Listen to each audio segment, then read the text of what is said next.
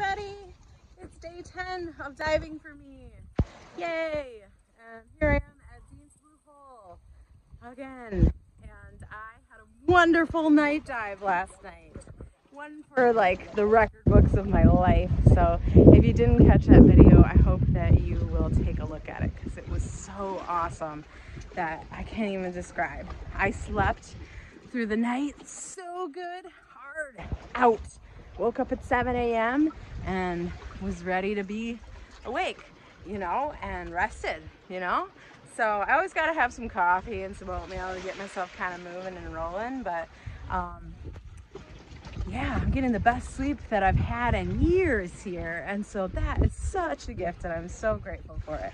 So I'll talk a little bit while showing this beautiful place because I just think this is the thing to look at. I love this hole so much. I'm trying not to think about the fact that my days ahead of me here are coming to a closure, and I know I'll be back to this place again, but it's just so I'm just trying to live in the now, right? So it's really good for me to live in the past or try to live in the future, but living in the now has happened a lot more for me since being here and as this trip has continued, and that is so healing for sufferers of PTSD. I think it's easy to get caught up trying to be hyper vigilant about things that could go wrong in the future, and then of course having unwanted intrusive thoughts about the past. So to be in the now is such a gift that scuba diving has been able to give me. And I also feel that there is a spiritual healing quality to this specific place. Not just from the face value facts of the fact that there's just a low amount of predators, a feeling of safety. I've got, you know, a dive master with me who makes me feel really safe. We built that relationship so I could have that. And now that I've been here multiple times and I know it, you know, so well that this is the place that I'm most comfortable being. And if I could set up a little house at the top of the ledge up there and live the rest of the summer here with my kids, I'd do it in a heartbeat, honestly, because it would just be awesome to wake up every day at 7 a.m. and get right into this water. It has such a healing quality for me, and I'm definitely discovering, you know, getting in the water first thing in the day is really, really important in my journey towards healing.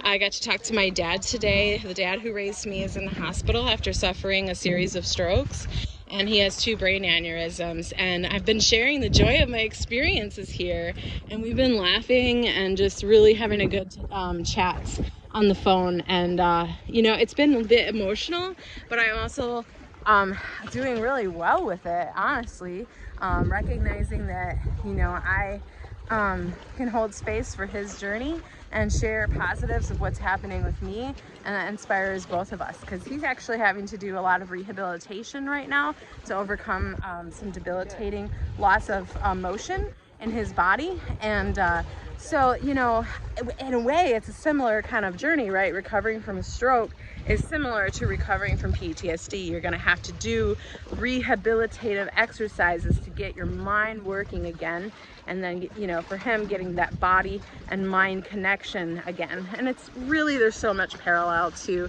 the work of scuba diving. So we're in it together, right? We're both doing the work right now to heal. And so that's fantastic. And then I talked to my mom. She's been just really kicking ass, taking care of my kids and helping out with so much stuff. And she was getting really overwhelmed. So I'm like, Mom, that's it. I'm paying for a massage. Take a day to yourself. You're gonna go get a 90-minute massage. You're gonna enjoy it. I want you to relax and just detach, because I was able to give her that wisdom. You know, she starts explaining all the problems in her life that she's got going on. I'm like, Mom, you know, I can't even keep up with that right now, but I know what I'm hearing is that you're stressed out, and so you got to detach. And I have figured out the value of that, of separating from the problems of the world and taking some time to yourself every day. And so I'm really glad that I could support her with that, and then also be able to speak up for the fact that, hey, I don't want to get drawn into all the problems right now because I'm really working hard on my own stuff and being in the present. So do find myself still experiencing time periods where emotions are coming to the surface, and I'm working really hard to kind of just like move those through, being present with them and just cry. Today it was a song, you know, I was listening to Freddie Mercury and David Bowie singing Under Pressure, and there's a part in the song, you know, where the song is just about, you know, the stress of life and how people get overwhelmed and just want to check out, you know, and it builds to this point where he says, why can't we give ourselves one more chance?